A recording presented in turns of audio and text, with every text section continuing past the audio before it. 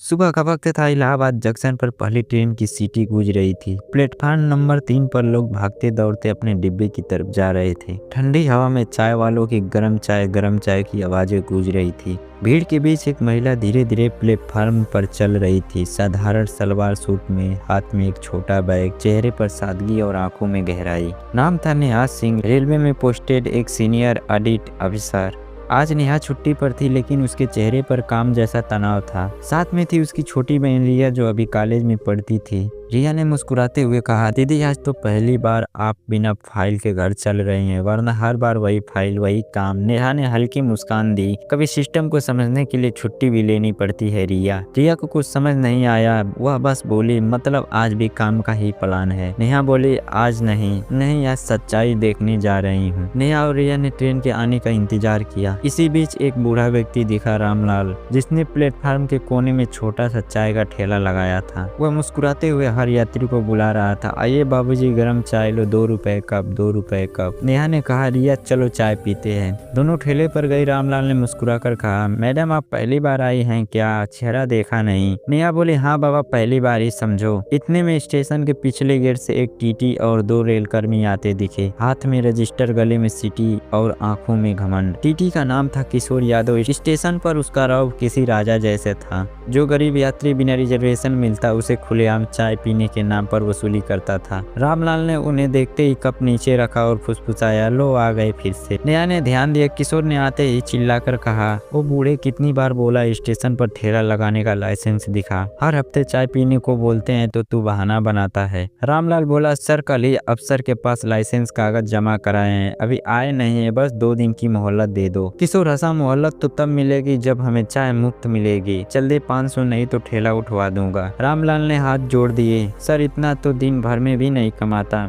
किशोर बोला, मुझे तेरे कमाने से मतलब नहीं, मुझे नियम पता है, और नियम यही है कि 500 दो, नहीं तो थाना जाओ। इतना सुनकर नेहा का चेहरा बदल गया। उसने चाय का कप नीचे रखा और बोली, सर ये गलत है, आप गरीबों से इस तरह वसूली नहीं कर सकते। किशोर ने उसे ऊपर से नीचे तक देखा और हंसा, मैडम आपको पता है कि आप किससे बात कर रही हैं? रेलवे के टीटी जो चाहे कर सकता है, आप अपना काम देखिए। नेहा शांत रही, बस बोली, ठीक है मैं देखती हूँ कौन क्या कर सकता है। ट्रेन आई, भीड़ उमड़ी। किशोर अब यात्रियों पर टूट पड़ा, वो टिकट दिखाओ, कंफर्म नहीं तो सीट खाली करो। वह हर बिना रिजर्वेशन वाले यात्री से पैसा मांगता, 200, 300, 500 तक। किसी को सीट देता, किसी को डराता। नेहा सब कुछ ध्यान से देख रही थी। रिया ने पूछा, दीदी आप कुछ बोल क्यों नहीं रही है? नेहा बोली, कभी कभी सच्चाई को पकड़ने के लिए पहले उसे खुलकर सामने आने देना पड़ता है। वह ट्रेन में चढ़ी, साधारण कपड़ों में थी, इसलिए किसी ने नहीं पहचाना। किशोर आया और बोला, टिकट दिखाओ। नेहा टिकट दिखाया। किशोर ने देखा, जनरल टिकट। अरे जनरल टिकट लेकर रिजर्व डिब्बे में सफर कर रही हो? 400 दो, वरना उतरना पड़ेगा।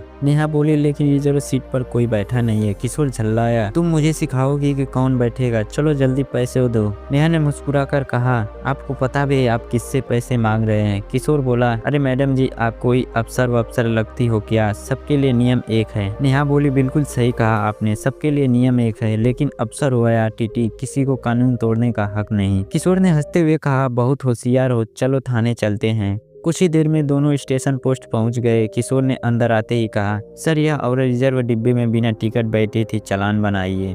पुलिस वालों ने पूछा, नाम? नेहा बोली, नेहा सिंह। किशोर ने ठहाका लगाया, अरे नेहा सिंह तो रेलवे में कोई अफसर है, सुना है? तुम उसका नाम ले रही हो? नेहा शांत रही। पुलिस ने कागज उठाया। उसी वक्त दरवाजे से 2 व्यक्ति अंदर आए, रेलवे के वरिष्ठ अधिकारी जो इंस्पेक्टर जनरल ऑफिस से आए थे। उनमें से एक ने कहा, कौन है नेहा सिंह? किशोर बोला, यह वही है जो फ्री में बैठी थी। अधिकारी ने गुस्से से कहा, मुंह संभाल कर बात करो किशोर यादव, ये वही नेहा सिंह है, सीनियर ऑडिट अफसर, रेलवे सतर्कता शाखा। कमरे में सन्नाटा छा गया। किशोर के हाथ से कागज गिर गए, चेहरा सफेद पड़ गया। मामा मुझे पता नहीं था सर, ये तो। नेहा ने कहा, जानबूझकर ना जानना गुनाह से बचने का बहाना नहीं होता। मैं 3 हफ्ते से तुम्हारी शिकायतें सुन रही थी, आज खुद देखने आई थी। वह बोली, तुम्हारे खिलाफ 3 गवाह हैं, एक वो बूढ़ा रामलाल, दूसरे वो यात्री जिनसे तुमने पैसे लिए, और तीसरा ये सीसीटीवी फुटेज। किशोर बोला, मैं मैडम माफी मांगता हूँ, गलती हो गई। नेहा ने कहा, गलती नहीं, आदत है तुम्हारी, आज से तुम्हारी नौकरी नहीं, जांच शुरू होगी। अगले दिन रेलवे जोन दफ्तर में मीटिंग हुई। सामने नेहा सिंह, बगल में डीआरएम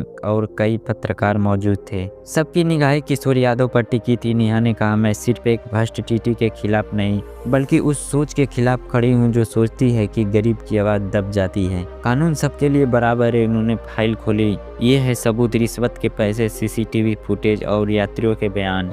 रेलवे की वर्दी इज्जत का प्रतीक है, डराने का नहीं।